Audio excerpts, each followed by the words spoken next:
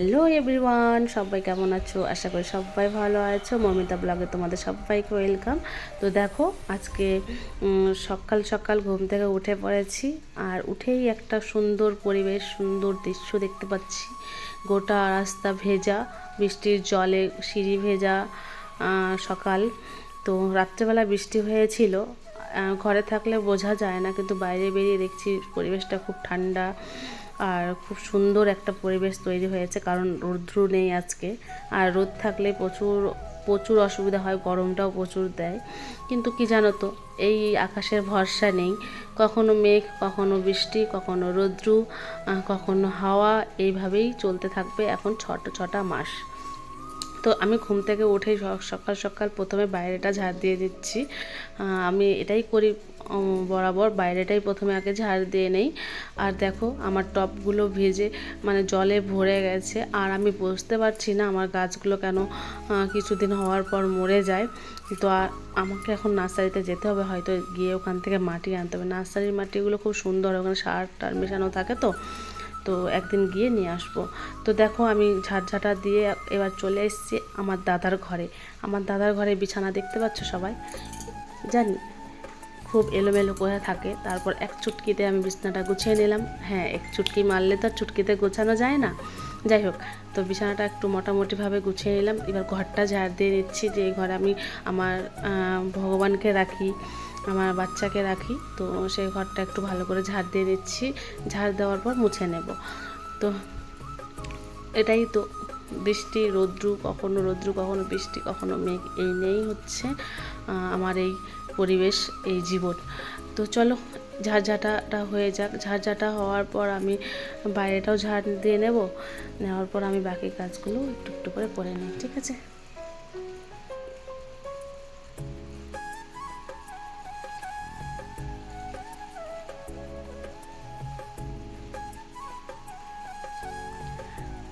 এই যে দেখো, আকাশটা একটু করে পরিষ্কার হতে শুরু করলো। এটা হচ্ছে আমার রান্নাঘরের জানালা।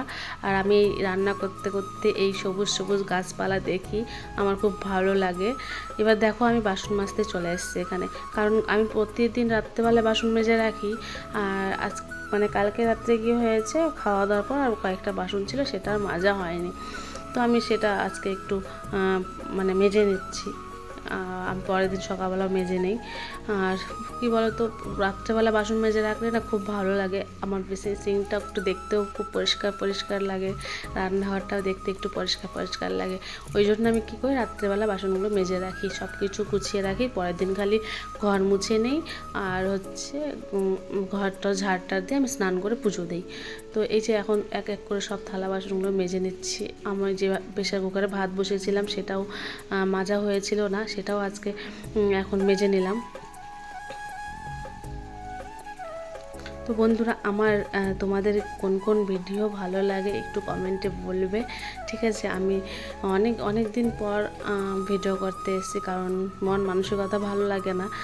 কারণ এত ভিডিও দেওয়ার পরেও কখনো চ্যানেলটা আমি উঠাতে পারি না, তাই একটু মাঝে মাঝে ভেঙে পড়ি। তোমরা যদি একটু সাহস দাও, তাহলে আমি আবার উঠে দাঁড়াতে পারি। বুঝতে পেরেছ? কিন্তু তোমরা কমেন্টে বলে যাবে যে আমার কোন কোন কাজগুলো তোমাদের ভালো লাগে, আমার ভিডিওগুলো কোন কোন ভিডিওগুলো ভালো লাগে। তো আমি এখানে দেখো সব কিছু একবার ধুয়ে নিলাম। ধুয়ে নেওয়ার পর এবার একটুটা পরিষ্কার করে নেব, পরিষ্কার করে চান করতে যাব। তো চলে আসলাম স্নান করে ঘরের মধ্যে। আমি এটাই বলতে চাচ্ছি যে স্নান করে আমি রান্নাঘরে চলে এসেছি। আর এখন এই যে সব আমি ভাত বসিয়েছি ইন্ডাকশন ওভেনে, ওটাই আমি তোমাদের দেখাচ্ছি। আর ডাল করব, কী কী রান্না করব এটাই আমি তোমাদের দেখাচ্ছি। তো এখানে আবার কাপড় ধুতে দিয়েছি, কারণ এই বর্ষার দিনে না ওয়াশিং মেশিন ছাড়া এখানে কাপড় তুমি ধুতে পারবে না। কারণ প্রচণ্ড মানে যখন তখন বৃষ্টি এসে যায়, আর এবার শুকাতে দেওয়ার জায়গা নেই। ছাদের মধ্যে কোনো দড়ি বা কোনো কিছু দেওয়া নেই। বলেছিল ঘরের সেট যে সে নাকি রোড লাগিয়ে দেবে, কিন্তু দেয়নি, এখনও পর্যন্ত দেয়নি। আর কোনো দড়ি বা কোনো কিছু যেটা লাগাবে, সেটাও লাগানোর ব্যবস্থা নেই। তার জন্য আমি এখানে এখানে সবার ঘরে ওয়াশিং মেশিন আছে কাপড় কাচার জন্য, কারণ তাড়াতাড়ি শুকিয়ে যাবে। আর দেখতেই পাও আমি ওখানে আজকে দেখতেই পাবে যে আমি কোথায় কাপড় শুকোতে দিই। তো চলো, এই যে আমি ডাল নিয়ে নিলাম। ডাল নিয়ে এবার আজকে ভাবছি ডাল রান্না করব। আর একটু একটা মাছের মাথা আছে আর মাছের ডিম আছে, তো সেটা দিয়ে একটা চচ্চড়ি করব সবজি দিয়ে, আর আলু সেদ্ধ করব, এগুলোই করব। আর একটু করলা ভাজা, একটু আলু ভাজা করব।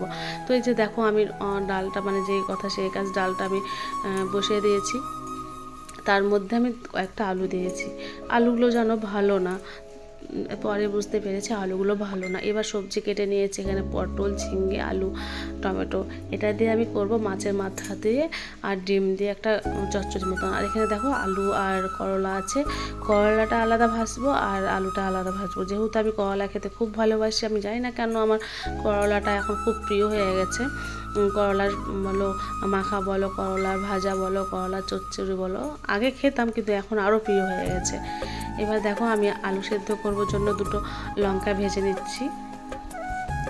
তো পাতলা করে মুসুর ডালটা করবো, প্রায় কয়েকদিন ধরে কাড়া করে, মানে ঘন করে ডাল খাওয়া হচ্ছে। এবার পাতলা করে যে পেঁয়াজ ফোড়ন দিয়ে ডালটা যে হয়, সেই ডালটা খাওয়া হয় না, কয়েকদিন হয়ে গেলো। সেটাই আমি আজকে ভাবছি পাতলা করে একটা মুসুর ডাল করব। আর একটু আলু সেদ্ধ ছাড়া তো ভালো লাগে না, একটু আলু সেদ্ধ করব। তাই একটু আমি আলু সেদ্ধ বসিয়ে দিয়েছি। এবার আমি একটু পেঁয়াজ, শুকনো লঙ্কা দিয়ে যে চখা করে একটা মানে মাখা করে না, ঝাল ঝাল, সেই টেস্ট করে সেইভাবে একটু আলু সেদ্ধটা মাখবো। তো আলু সেদ্ধ পেঁয়াজটা উঠে নেওয়ার পর আমি এখানে আলুগুলো ভাজতে দেবো।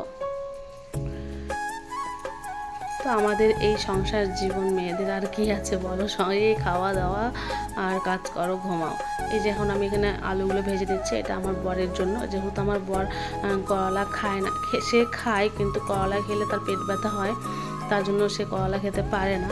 তার জন্য আমি একটু আলু ভেজে দিচ্ছি, আর আমি আমার জন্য করবো করলা ভাজা। আর এখানে দেখো যে ওয়াশিং মেশিনে কাপড় কাচামার হয়ে গেছে, এবার আমি কাপড়গুলো বের করে নিয়েছি, শুকোতে দেবো। এদিকে দেখো আমার আলু ভাজাটাও হয়ে গেছে। আলু ভাজাটা হয়ে যাওয়ার পর আমি এই যে করলাগুলো ভাজছি, যেন একটাই করলা ছিল, তাও আবার একটু কেমন যেন হয়ে গেছিলো। ওগুলোকে সব কেটে দিয়ে আমি এইভাবে করলাটা কেটে ভাজছি। এখানে কি আছে বলতো, মানে পেঁয়াজ দেব, লঙ্কা দেব, আর হচ্ছে হলুদ, লবণ, তেল, এই দিয়ে আমি করলাটা ভাজে নেব, খুব সুন্দর করে ভেজে নেব।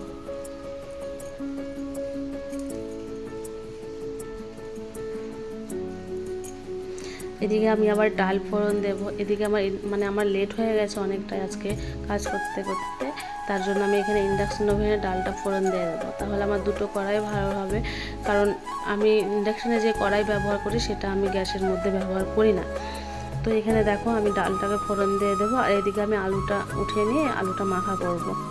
এই যে আলুটা যেন ভালো না, আমি প্রথমে বুঝতে পারিনি, পরে দেখছি আলুটা সিদ্ধই হয় না, একটুকু ভালো না। তারপরে ওখান থেকে বেছে নিয়ে আমি হচ্ছে আলু সেদ্ধটা করেছি, যেহেতু খেতে হবে। এবার দেখো সেগুলো ডালটা ওখানে করতে দিয়েছি, ওখানে আমার মানে যে তরকারিটা করবো চচ্চড়িটা, সেটা বসিয়ে দিয়ে এসে এখানে আমি কাপড় শুকোতে আসলাম। তো আমি ভাবছি এই জায়গাটাতেই মেলে দেবো, কারণ এই জায়গায় তো মেলা যাবে না, যেহেতু বৃষ্টি পড়ছে, বৃষ্টির জল এসে ভেজে যাবে কাপড়গুলো। তার জন্য আমি সিঁড়ির মধ্যে কাপড়গুলো মেলে দেবো। এখন এইভাবেই আমি কাপড় মেলে দিই, ঘরের মধ্যে, হয়তো ঘরের জানালার মধ্যে, হয়তো সিঁড়িগুলোর মধ্যে কাপড় মেলতে হয় আমাকে, যেহেতু আমার ছাদের মধ্যে কোনো কিছু লাগানোর মানে দড়ি লাগানোর ব্যবস্থা নেই। ভাড়া বাড়ি, ভাড়া ঘর, ভাড়া সব ভাড়াতে থাকা বহুত বড় মুশকিল, রেন্টে থাকা খুব বড় মুশকিল। ইচ্ছে মতন সব কিছু করা যায় না, চাইলেই যে সব কিছু করতে পারবো সেটা নেই না। তো বন্ধুরা, কাপড়গুলো শুকোতে দিয়ে চলে আসলাম ঘর গুছোতে। যেহেতু আমি রান্না করছিলাম, ঘরটা আমার গোছানো হয়নি, আর বরাবর আমি রান্না করার পরে ঘরটা গোছাই, কারণ সে শুয়ে থাকে, তারপর সে চলে যায়, তারপর আমি রান্না বান্না করে গোছাই। তো ওখানে আমার রান্নাটা হয়ে এসছে প্রায়, তারপর আমি এখানে একটু রান্নাটা বাকি আছে, ওটা মানে জালটা কমিয়ে দিয়ে আমি এখন চলে আসলাম ঘরটা গোছোতে। তো এবার বিছানাটা একটু আমি তুলে দিচ্ছি, যেহেতু এই বিছানা চাদরটা আমার 2-3 দিন হয়ে গেল এখানে রাখা আছে, আমি সেটা আবার পাল্টে অন্য বিছানা চাদর দেবো। তার আগে আমি একটু ভালো করে বিছানাটা গুছিয়ে নিচ্ছি। আর বিছানা গোছা থাকলে মনে হয় যে আমার ঘরে সব কিছু গোছানো আছে। আর বিছানা যদি এলোমেলো হয়ে যায় আমার মনে হয় যে না, আমার কিচ্ছু গোছানো নেই। তার জন্য আমি একটু বিছানাটাকে ভালো করে ঝেড়ে নিচ্ছি। ঝেড়ে নেওয়ার পর আমি নতুন একটা, মানে নতুন বলতে আমি সেটা এখানে রাখি, মানে পেতে দেই, তারপরও সেটা ধোয়ার পর যখন নতুন হয়ে যায়। তো আমি সেই বিছানা চাদরটা এখন পেরে দেবো। পেরে দেওয়ার পরে তারপর ভালো করে সুন্দর করে বিছানাটা গুছিয়ে নেব।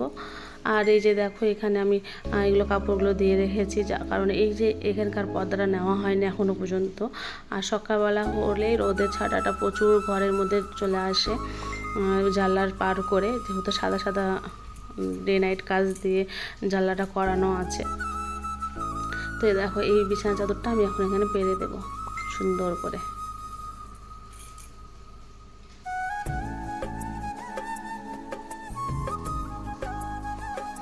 আর আমি বিছানাগুলো পরেই গোছাই সব, মানে ঘরের কাজটুকু আমি ঘরটা ঝাড় দিয়ে নেই, মুছে নেই। তারপরে সে যখন ঘুম থেকে উঠে যায় তারপর আমি বিছানাটা পরিষ্কার করে গুছিয়ে রেখে দিই। আর দেখো, আমার বিছানা পরা হয়ে গেল, কেমন লাগছে একটু বলবে, ঠিক আছে? আর ঘরের যদি বিছানা গোছা থাকে না, তারপরে মনে হয় যে সব কিছুই গোছানো আছে। যতই তুমি ঘর টর ঝাড় দাও, ঘর মোছো না কেন, বিছানা যদি পরিষ্কার থাকে সব কিছুই পরিষ্কার লাগে। তো দেখো, আমার এখানে বিছানাটা গোছানো হয়ে গেল। এবার আমি চলে যাবো রান্নাঘরে। রান্না হয়ে গেছে আমার কমপ্লিট। তো চলো তোমাদের একটু দেখিয়ে দিই। এখানে আছে আমার ভাত, তোমরা তো জানোই আমি কী রান্না করেছি, তারপরেও দেখিয়ে দিচ্ছি। তো এখানে আছে ভাত, তারপরে এখানে আছে করলা ভাজা, আলু ভাজা যেটা করেছিলাম, আর এখানে কালকের একটু মাছের তরকারি আছে, একটা মাছ আছে। তো আর এখানে আছে আলু সিদ্ধ, এখানে ডাল, পাতলা করে ডালটা করেছি আমি। তো তোমরা দেখতে পাবে পাতলা করে পেঁয়াজ ফোড়ন দিয়ে, শুকনো লঙ্কা ফোড়ন দিয়ে ডালটা করেছি। আর এখানে আছে সেই মাছের চচ্চড়ি, যেটা মাছের একটা মাথা ছিল আর মাছের ডিম ছিল। তো দেখো, সন্ধ্যাবেলা আমি একটু সন্ধ্যা দিতে চলে আসলাম। তারপর ভাবলাম আমি একটু গপুকে সাজিয়ে দিই, আমার ছেলেকে। আজ আমি ভালো করে সুন্দর করে সাজিয়ে দিয়েছি। এগুলো সব আমার উঠে গেছিলো, তারপর আমি নিজেই ফেব্রিক দিয়ে এগুলো সব আঁকিয়ে সাজিয়ে দিয়েছি। কেমন লাগলো ভিডিওটা কমেন্টে বলে যাবে, সাবস্ক্রাইব করে যাবে, ঠিক আছে?